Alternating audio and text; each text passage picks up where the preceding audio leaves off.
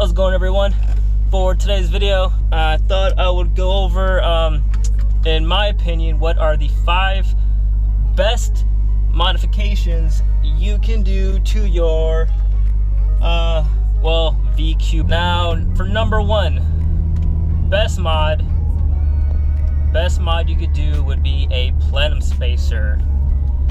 Now, I'm sure everyone already knows this, but if you didn't know this, if you look in your engine bay, open the hood, look in your engine bay, and look at the plenum. Look how sharp of an angle it's at.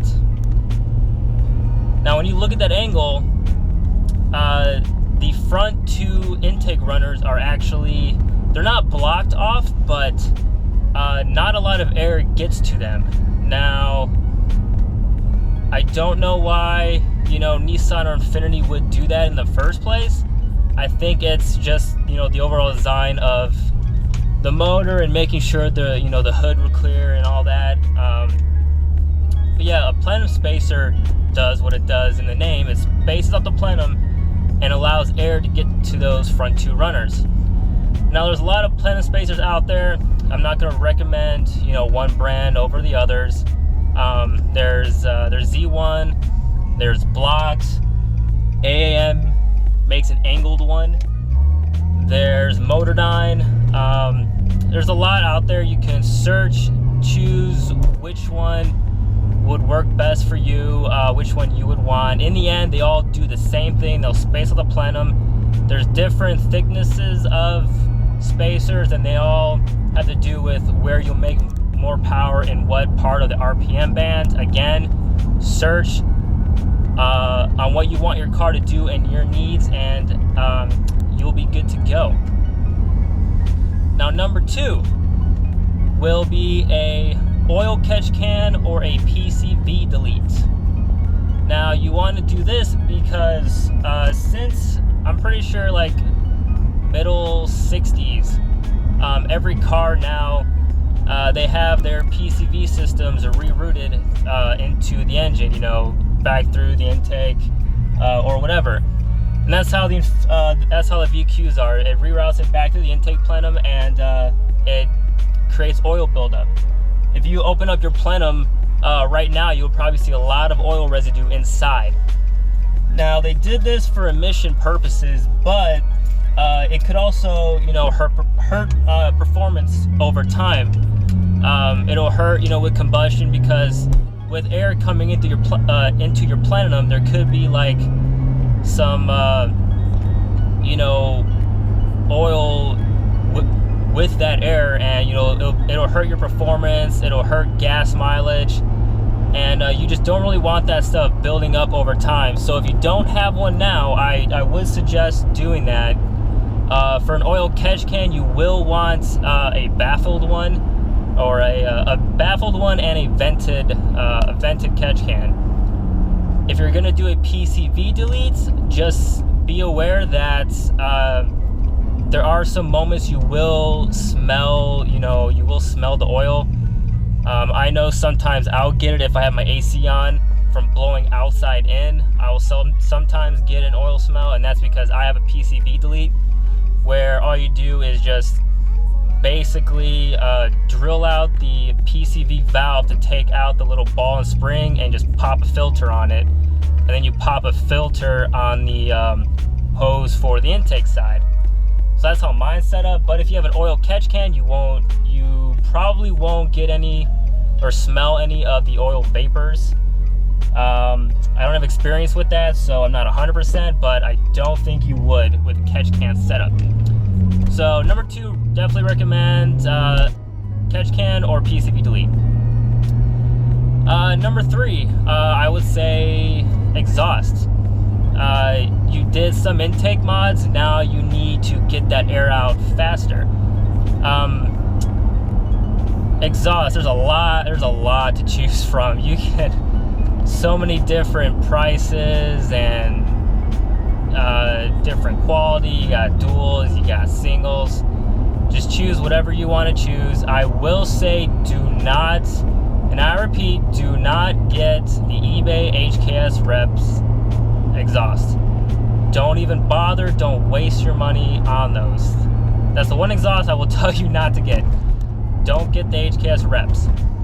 Other than that, you know, you're gonna probably, for a decent exhaust, you're gonna spend a minimum of $500 for anything decent, and that's kind of pushing it still. Of course, you can find used ones for cheaper.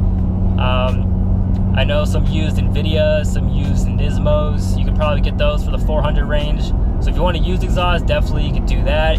Brand new, yeah, you'll be pushing with 500, but minimum 500. And just exhaust, you know, you get the exhaust gases out faster, a little more performance, a little better sound if you're tired of the stock VQ sound, which personally,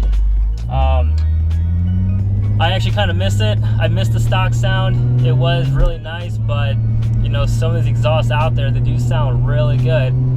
And so sound performance wise, definitely cat back exhaust or wide pipe back exhaust, whatever you choose, definitely a must. Number 4, same thing with exhaust, test pipes or high flow cats.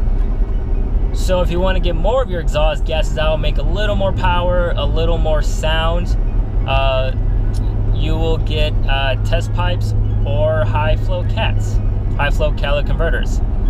Now be careful, because choosing these will make or break how your exhaust sounds. For instance, if you get non-resonated test pipes, it's basically just a straight on pipe, you will get a lot of rasp, a lot of high pitch Honda Civic rasp.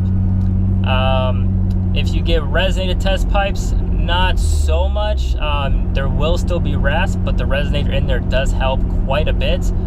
And with some exhausts, they do sound really good. It's just that right amount of rasp that it's just not annoying. It's like, it's perfect. Then you have high flow catalytic converters, which basically, like basically what it says, it's a catalytic converter with a little less of the honeycomb inside of it, so it's more, you know, high flowing. Those same thing, you will get a little rasp, won't be as much as the resonated test pipes. However, they do cost more, and you know, the reason being it is bigger, you know, catalytic converter, they will cost more than a resonated test pipe. Then you have arc pipes, basically the same as test pipes. Same design. Arc has the same design thing. It has a separate resonance. I always say resonance.